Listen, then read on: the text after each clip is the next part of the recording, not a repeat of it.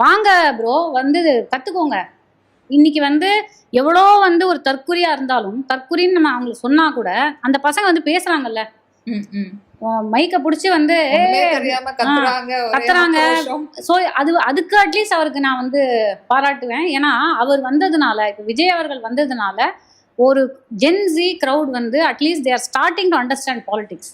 அவர் வந்து இன்னைக்கு நேற்று வந்து டீலிமிட்டேஷன் பற்றி ஒரு இது போட்டிருக்காரு, ஒரு ட்வீட் ஒன்று போட்டிருக்காரு. அவங்களுடைய TVKHQ அந்த இதுலேருந்து வந்திருக்கு. அதை நான் படித்து பார்த்துட்டு அதில் நான் ஒரு விமர்சனம் வச்சேன். என்னன்னா, பாஜகங்கிற வார்த்தை மட்டும் படாமல் சொல்லியிருக்காரு. ஆனால் அதை படிக்கிறான்ல ஒருத்தன், ஒரு ஜென்ஸி கிட் அதை படித்து, நம்ம விஜய் சார் ஏதோ சொல்லியிருக்காரு, அவர் ஒரு நடிகர்னு அவன் ஃபாலோ பண்ணுறான். ஆனால் அவர் ஒரு விஷயம் சொல்லும்போது இதனால் அவனுக்கு டீலிமிட்டேஷன் பற்றி தெரிஞ்சுதுன்னா I feel good about it. Okay, at least இந்த பசங்களுக்கு ஏதோ தெரிய வருது.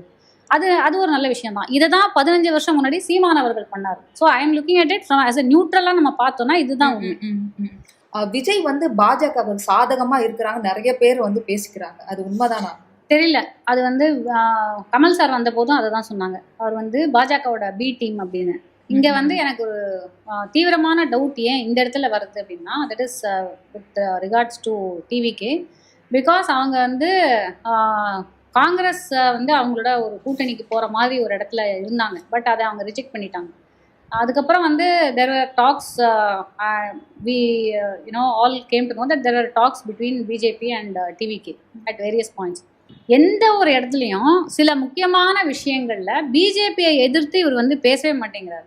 என்ன அப்படின்னு நம்ம கேட்டோம்னா, இதை நம்ம கேட்க போனோம்னா அவங்க சைட்லேருந்து அந்த வாரியர்ஸ் இருக்காங்களே, வர்ச்சுவல் வாரியர்ஸ் கிட்டேருந்து என்ன பதில் திரும்பி திரும்பி வருது அப்படின்னா, இந்த தேர்தல் வந்து பிஜேபி மண்ணை நாமே காப்போம்.